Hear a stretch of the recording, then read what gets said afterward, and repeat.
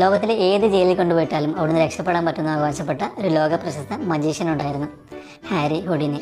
അദ്ദേഹത്തിൻ്റെ കഥ കേട്ടിട്ടുണ്ടോ?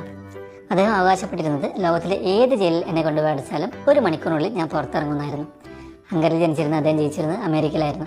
അദ്ദേഹത്തിൻ്റെ വെല്ലുവിളി അമേരിക്കയിലെ ഒരു പഴയ ജയിലിൻ്റെ മേധാവി കേട്ടു. അദ്ദേഹം ഹുഡിനിയുടെ ചാലഞ്ച് ആക്സെപ്റ്റ് ചെയ്ത് അദ്ദേഹത്തെ ആ ജയിലിലേക്ക് വിളിപ്പിച്ചു. അങ്ങനെ ആ ദിവസം എത്തി. ഹുഡിനിയെ ജയിലിലടച്ചു.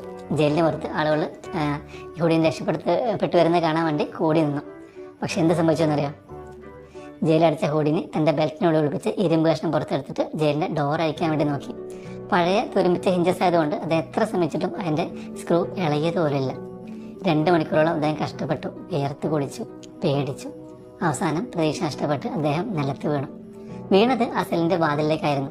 വാതിൽ പലർക്കെ തുറന്നു. ആ വാതിൽ ഒരിക്കലും പൂട്ടിയിരുന്നില്ല. ഹുഡിനിയുടെ മനസ്സിൽ മാത്രമായിരുന്നു അത് പൂട്ടിയിരുന്നത്. അതായിരുന്നു ലോകത്തിലെ ഏറ്റവും അപകടകരമായ ജയിൽ.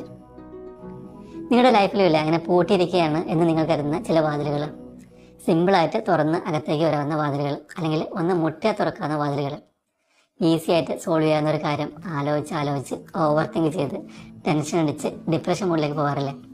നമ്മളെ മനസ്സെന്ന് പറയുന്ന സാധനമല്ലേ, അത് ഭയങ്കര പവർഫുള്ളാണ്. ചിലപ്പോൾ അത് നമ്മളോട് കളവ് പറയും.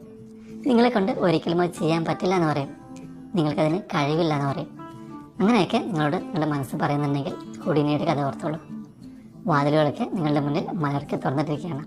നിങ്ങൾ അതിലൂടെ ജസ്റ്റ് ലക്ഷ്യത്തിലേക്ക് നടന്നു കയറിയാൽ മതി. അപ്പോൾ ഓൾ ദി ബെസ്റ്റ്.